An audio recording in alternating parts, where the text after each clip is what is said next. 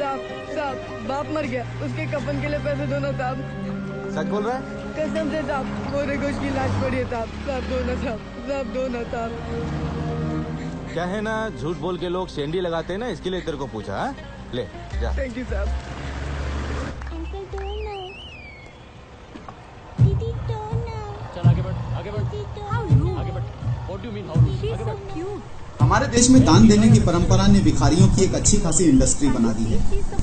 इन्हें हम गरीब और लाचार समझ के भीख देते हैं, लेकिन क्या ये सचमुच गरीब और लाचार हैं?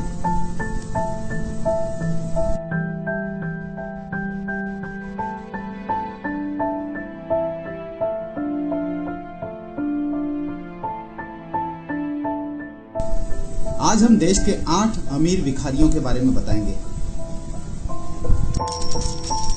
रामबाई, एक बूढ़ी औरत जो आंध्र प्रदेश के खम्मम के सड़कों पे रहती है। ये एक झोला जिसमें कि 80,000 रुपए थे उसके साथ पाई गई।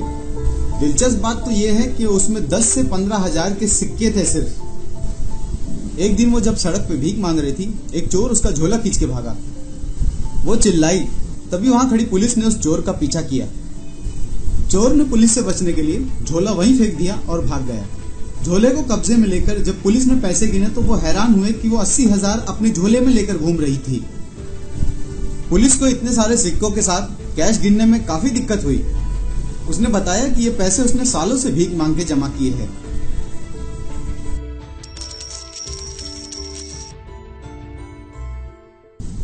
सरवाती देवी, जो देश के कुछ मशहूर भिखारियों में से एक है, पटना के अशोक सिनेमास के पीछे उसका एक आरामदायक घर है। उसकी एक बेटी है जो शादी करके अच्छी तरह सेटल हो चुकी है। उसने 36,000 के सालाना प्रीमियम वाले इंश्योरेंस में भी इन्वेस्ट किया है। सरवाती देवी हंसते हुए कहती हैं कि ट्रेन में फ्री ट्रैवल करने में बहुत मजा आता है। वो किसी भी ट्रेन पर चढ़ जाती हैं और अपना स्टेशन आने तक भीख मांगती हैं।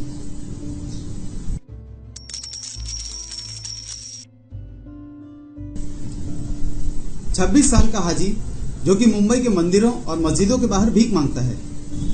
उसका फैमिली बिजनेस, जो कि एक साड़ी बनाने की फैक्ट्री है, उसकी माँ और बहन चलाती हैं, जहां पर 15 वर्कर उनके यहाँ नौकरी करते हैं। उसके पास 15 लाख की प्रॉपर्टी भी है और वो दिन में भीख मांगकर 1 से 2,000 कमाई लेता है।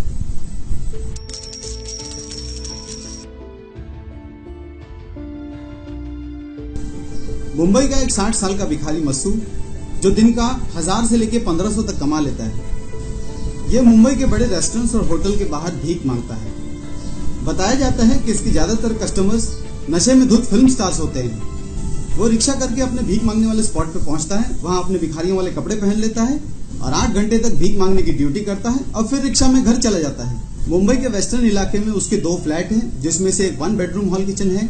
उसके पास 30 लाख की प्रॉपर्टी है और दूसरी सेविंग्स भी है जिसका उसने खुलासा नहीं किया।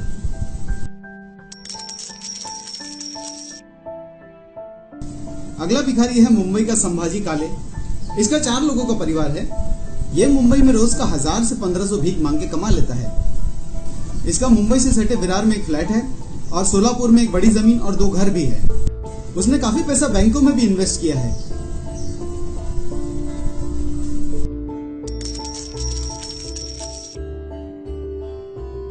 कृष्ण कुमार जी, जो कि मुंबई का एक और अमीर भिखारी है।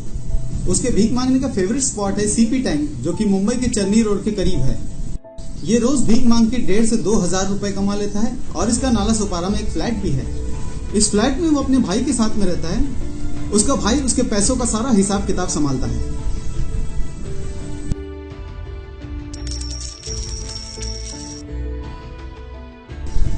पप्पू कुमार, जो कि पटना का एक अपाहिज भिखारी है। इसके 4 बैंक अकाउंट है और 1.25 करोड़ की प्रॉपर्टी है। ये पटना की सड़कों पे भीख मांगता है। इंजीनियर बनने की ख्वाहिश रखने वाला पप्पू कुमार एक एक्सीडेंट में अपाहिज हो गया, पर उसे पुश्तैनी प्रॉपर्टी मिली, जिसे बेचकर उसने नई प्रॉपर्टी खरीद ली।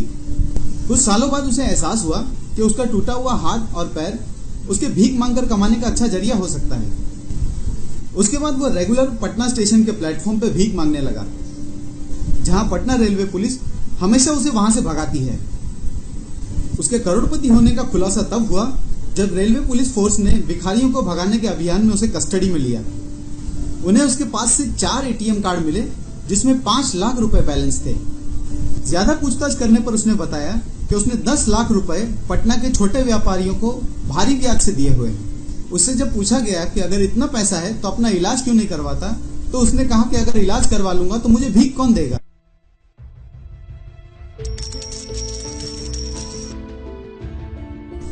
उनचास साल का भरत जैन एक परिवार वाला साधारण इंसान जो मुंबई में रहता है। यह मुंबई के परेल इलाके में भीख मांगता है, जहां पर उसके 2 अपार्टमेंट है जिसकी कीमत 70 लाख बताई जाती है। अपने भीख मांगने के काम में वो इतना बिजी होता है कि हफ्ते में सिर्फ एक बार अपने परिवार से मिल पाता है।